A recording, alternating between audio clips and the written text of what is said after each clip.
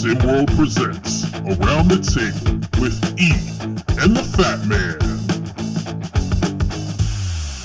What's up, everybody? It's me, it's the B.O.B., and I'm here with my man, E. How are you doing today?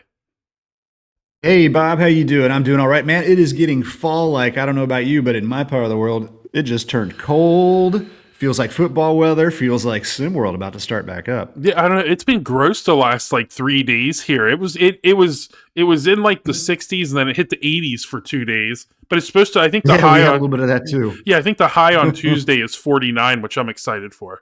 But like you said, yeah, I mean, SimWorld's getting ready to really heat up. This is Around the Table with E and the Fat Man. That is E. I am the Fat Man, and this is where we talk about pretty much whatever we want. And today we're going to hit on, but recruiting is essentially done. Very few teams have any spots left. I believe there is 9 total 9 total spots left in all of SimWorld Prep. So we'll see how that plays out moving forward. So we're going to talk today about teams that have to hit on their recruiting journey. So teams that if they did not hit on that 1 or 2 positions, they might go from being a great team from season 1 to the Middle East of season 2. That's right.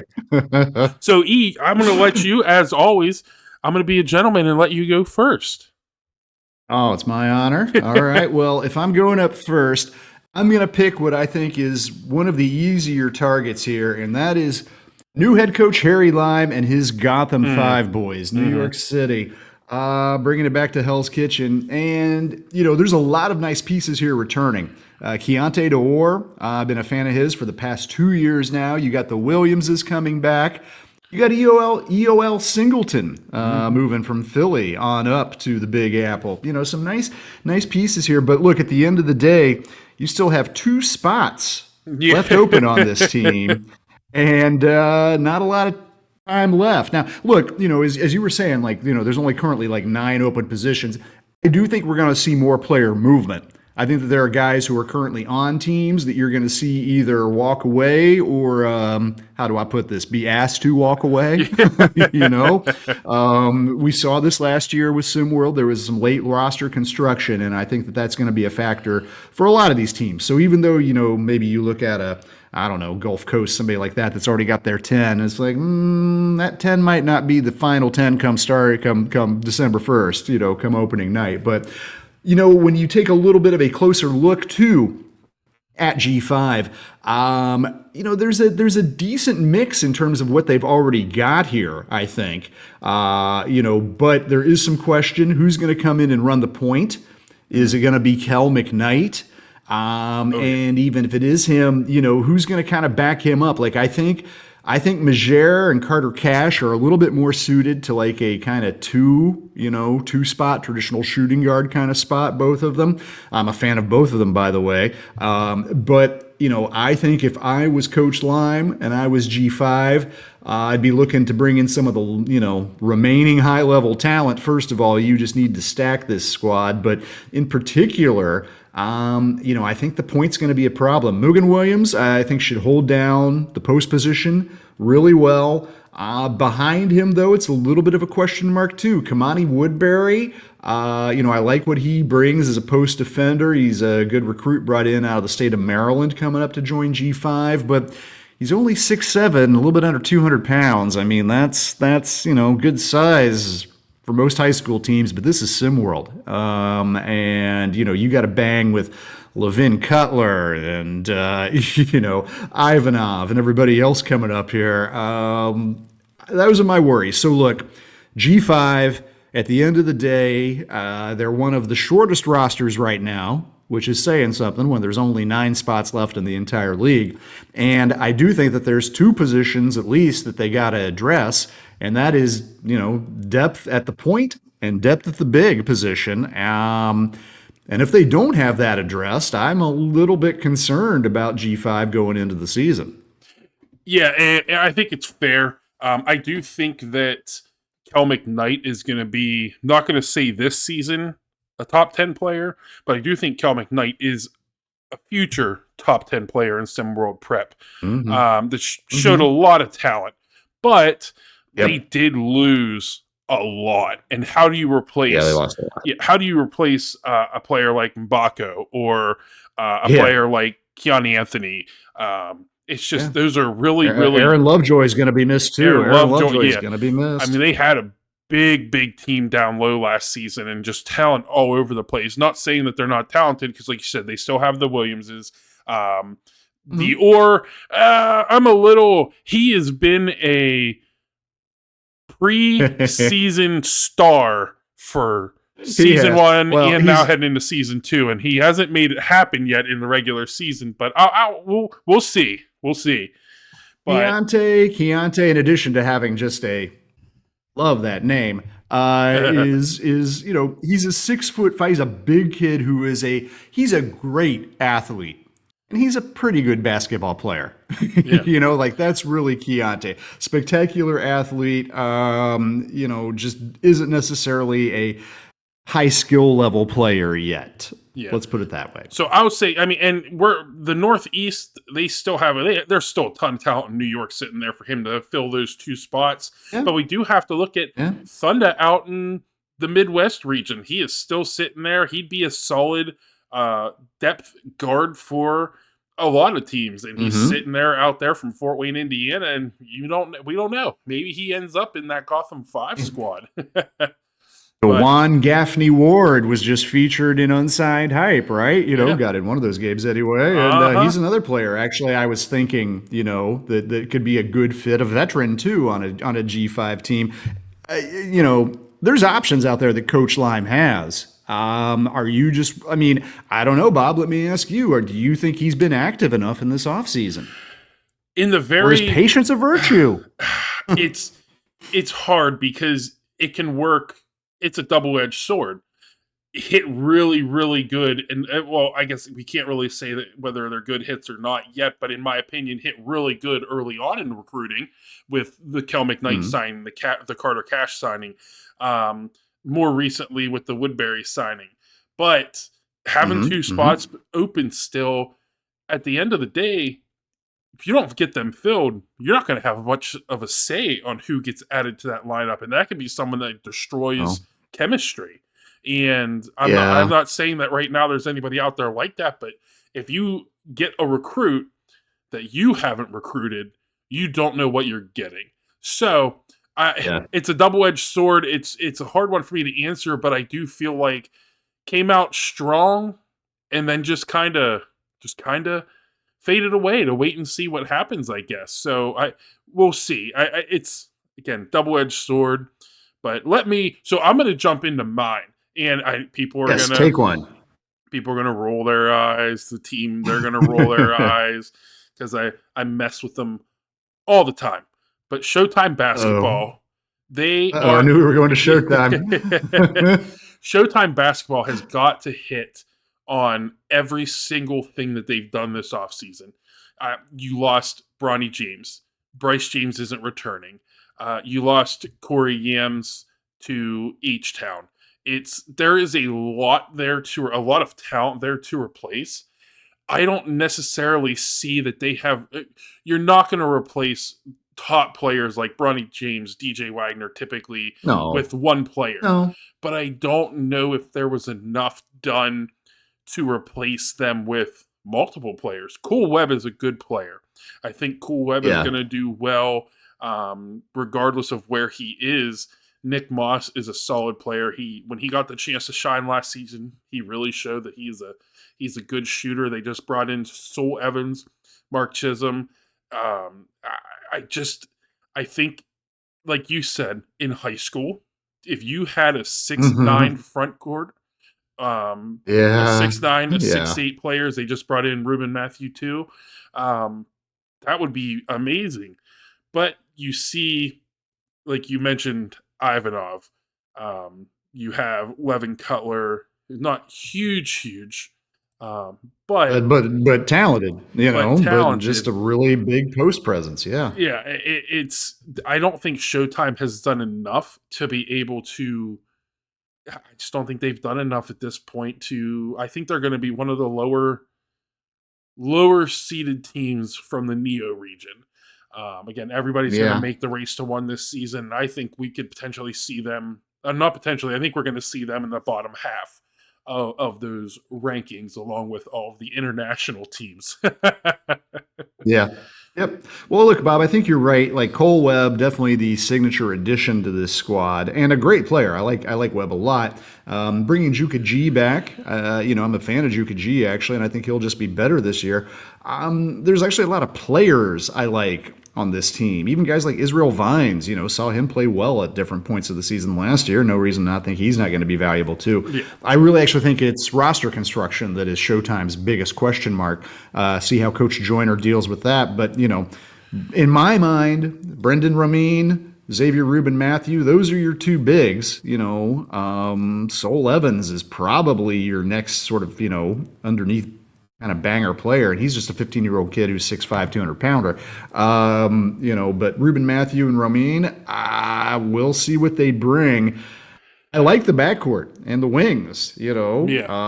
Probably in a 3-on-3 game, I think Showtime would, hold their own against anybody out there. But in 5-on-5 full court, 32-minute basketball games, which is what we play here, I think that they are going to, well, they at least have some question marks. Yeah. Ramin and Ruben Matthew could surprise me. They could emerge. They could be some great big men.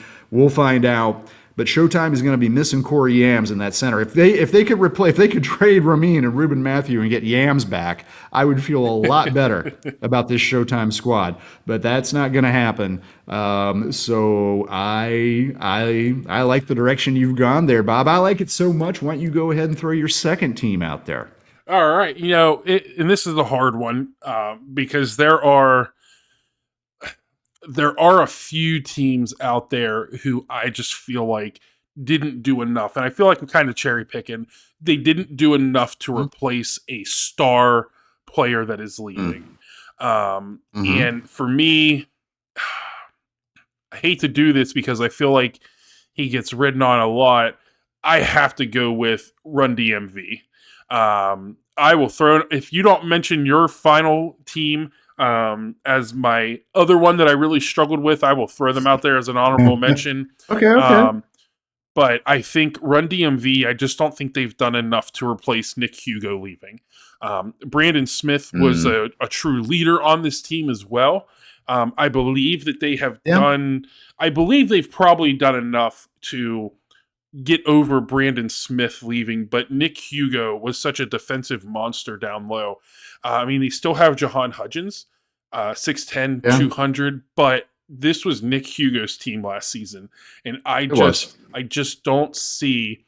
They have some solid returning players. They got Charles Pinkard. We'll see if he's given a bigger role. That I think he showed that he's earned a little. For a player who wasn't given the ball a lot, he was Mr. Big Shot. I felt like every time you seen him take a shot, all 18 of them, it was at the end of a quarter, hitting a buzzer beater, even in pickup games. I think he won like 3 pickup games for the teams that he played on.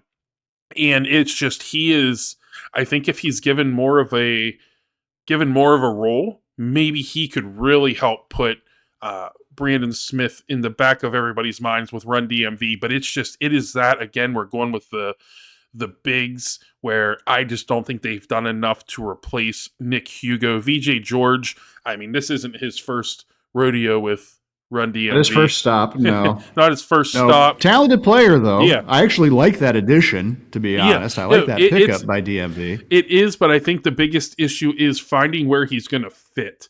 Because at 6'9", 209, where do you want? He is a good facilitator, but you don't probably want VJ George being your starting guard or your primary facilitator, because you're going to need to use his size down low. I think he's good at doing a little bit of everything. But it's that, where is the production that Nick Hugo provided going to come from? And I just don't see that right now. Can't argue with you on this, Bob. I like some of the individual players on DMV. I think Nick Beal is going to be a real solid point this year for them. I am a fan of both George and Hudgens. And Pinkard, I agree. I've been high on him since last season. Great shooter who I don't think I used enough last year, frankly. Cam By Jones. Coach Murray. Coach Banks, chance to kind of reset things here, and he's doing things his own way. I definitely have deep concerns about DMV too. I'm going to go on the record right now and saying that I don't think this is going to be a 500 or better ball club this year. I think they're going to be bottom half of the league. And the reason why is, although I like a lot of the parts, I'm not sure how they're going to fit together. Yeah. Beal is your only real point on the team. They don't have another kind of floor general out there. I really do like Hudgens and VJ George, but they're both perimeter-oriented bigs. Really, at the end of the day. And maybe more damning than anything else is that current 9 players, there's an open spot on the roster, but the current 9 players on Run DMV, perhaps only SimWorld Europe is a less overall athletic team. Just not, a whole lot of pure athletes.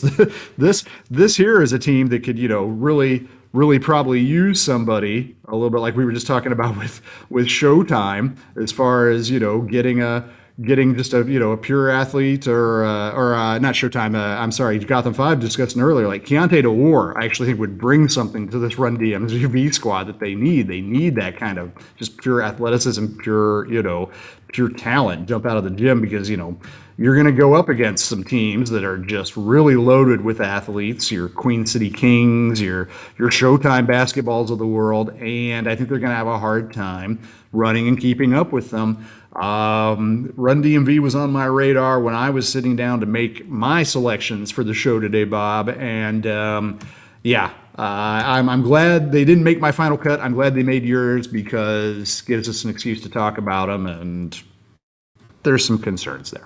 And I will correct you. one thing. I don't know if we're looking at 2 different rosters here. They are full. They don't have any room. I thought they still had 1 spot open. Apologies. So yeah, from Maybe what they just added somebody. They may have what I'm showing, but I could be wrong too. But what I'm showing is things move so fast. They do. Soul Evans. That happened between how many hours ago was that? So yeah. Yeah. But yeah, so they don't. Regardless, they are still short of athletic talent. I don't care who they've added. No, Did and they add Ben Johnson? I don't care. It's like they're still short of talent. Well, you said they didn't make your short list. So who is your final team? I'm kind of tied here, Bob. So I'm going to throw them both out, and I think my last 2 selections are going to surprise some people, because unlike Run DMV, the 2 teams I want to talk about now, I expect both of them to be actually pretty good. I think they're going to be factors in the new season of SimWorld. But when you look at roster construction, I have to say I have some questions about the Queen City Kings. Coach Washington's bunch, and look, he has recruited a constellation of stars there. You've got the Bryants, you've got Sky Durant, you've got Carter Fields, you've got Nick Hugo, the much missed Nick Hugo of Run DMV. And you've got Cairo Windsor, who only I talk about, but is going to be unbelievable. He is going to be unbelievable, I promise you. But, and by the way, and the athleticism is off the charts. The team athleticism for QCK, off the charts. But when you look a little bit closer, where is it's really a perimeter question that I have about QCK, and that is, this team, with the exception of Cairo Windsor, not really a pure shooter in the lineup. Nobody who is going to, really make you sweat from the 3-point line or beyond. And it's not just on the offensive side, it's also on the defensive side. Nobody, DeQuan Holton and Cairo Windsor are pretty good post defenders, but there's nobody who's your kind of lockdown perimeter guy here. I wonder if a team loaded with quick, good shooting guards can't cause Queen City some problems down the line. And this is almost the exact same concern that I have with the Yacht Club. And again, I think Coach Laster and the Yacht Club have done a good job. I mean, you bring in Aaron Cruz back and Tamir Johnson, Tyshawn Issam. You brought in some new faces. You got Xavier Pope there now, right? There's some things happening for the Yacht Club, but it is almost the exact same issue for me. On both sides of the court, Yacht Club actually doesn't even have the shooting that Queen City has. I would say they're actually worse, in terms of perimeter shooting ability and three-point shooting ability. And it's the same issue on the defensive side of the ball. So, I think both Yacht Club and Queen City, again, are going to be comfortably above 500. They're going to be a factor next year. But I'm also really concerned that both teams have a weakness, have an Achilles heel, and it's out in the guards, it's out on the perimeter. It's out beyond the three-point line.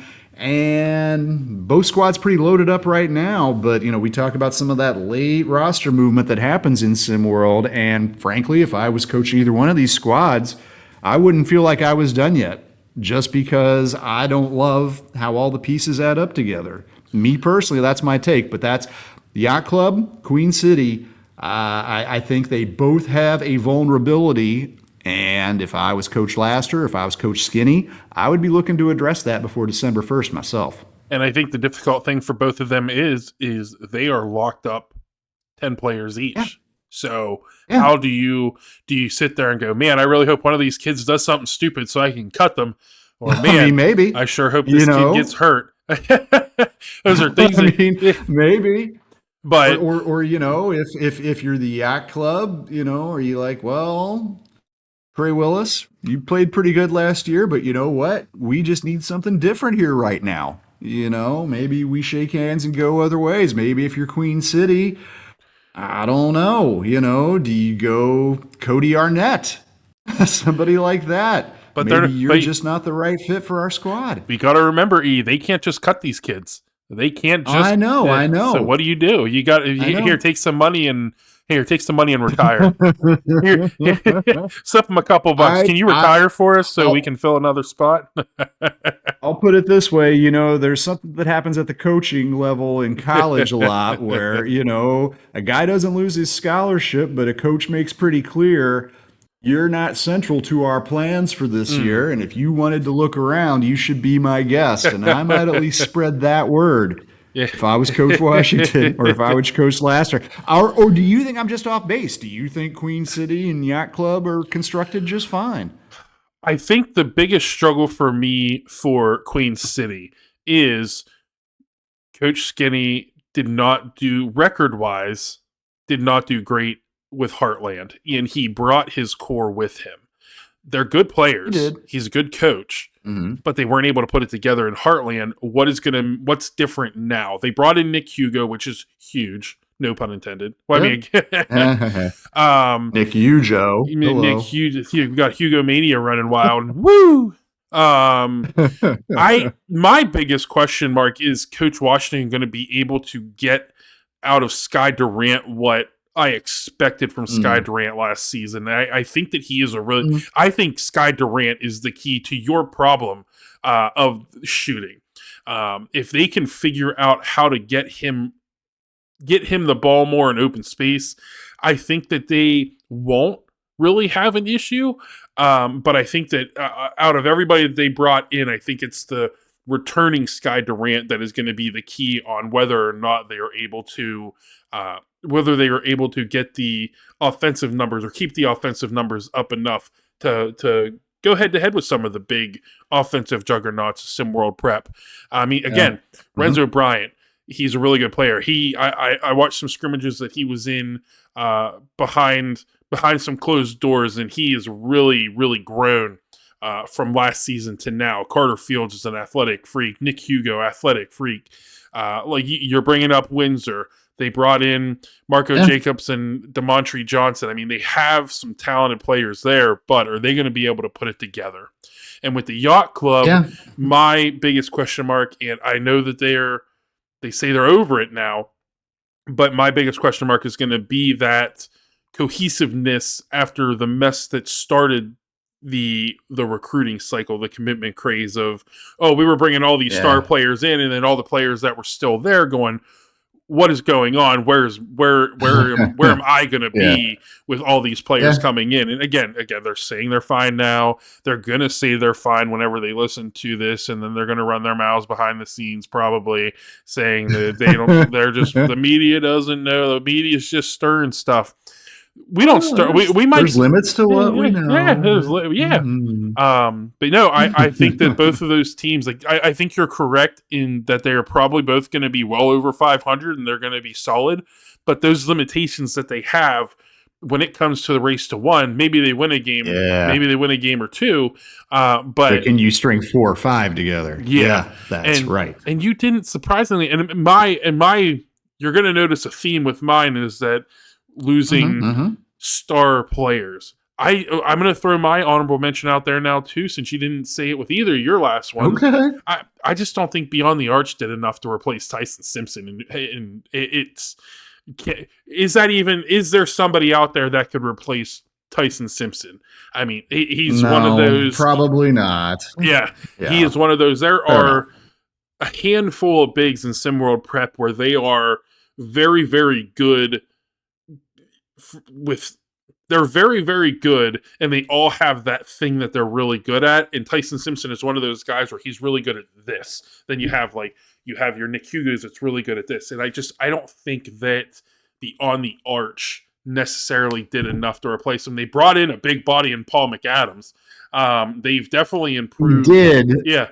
They did, but let's talk about McAdams for 1 second, because what we haven't seen yet in SimWorld in 2 years is a really good, perimeter-oriented, three-point shooting big man. That's what Paul McAdams is. He's 7 foot, 230 pounds. He's just a kid, 15 years old. He can shoot the ball. He's a shooter, but that hasn't worked out that well for Jason Crosser yet. He's got 1 more year to see if he can put it together, but we haven't really seen anybody kind of excel. Lorenzo Phenom is probably the closest to it. And even he wasn't, a guy who would step out beyond the line all that often. So no, I completely see where you're going, and you're right. That is a big miss. And behind McAdams too for BTA this year, you've got Nick Bowie and you've got Keontae McPherson, and those are 2 6'7" bangers. But boy, the post defense, not necessarily there. We will see how BTA works out. Another team that I will admit I could see below 500 this year for sure. If I'm coach, I'm just telling McAdams, man, keep 1 foot out of the post, keep one foot out of the paint, and just put your hands up. Just shuffle around down there. Keep your hands up. Don't do anything else. Well, busy. I think. Well. I don't think we were too hard on these teams today. We try not to be. They are kids after all. We try not to be, but you gotta call it like you see it on occasion too, Bob. And some of these teams, I got some questions about, and I'm not going to sugarcoat that. There you go. Well, is there any final words that you have for the people? Halloween coming up. I hope everybody has a good one on this Tuesday on Halloween Day to follow. And for your outfit this year, let's see what's some good outfits to wear. Maybe it's like you can always put a sheet over your head, be a ghost. You gotta call yourself Cairo Windsor, because I don't know why you're invisible and why people aren't talking about you. But don't worry, Cairo. Come December, when you set this league on fire, everyone will talk about you. Don't worry. That's about all I got. How about you, Bob? Watch out for razor blades in your candy. Every year. And meth. Watch out for that meth. Razor blades right in a and Jolly meth. Rancher. You never even know. It's just there in your Jolly Rancher and you're done. Oh, I hope everybody has a great rest of their weekend. You folks.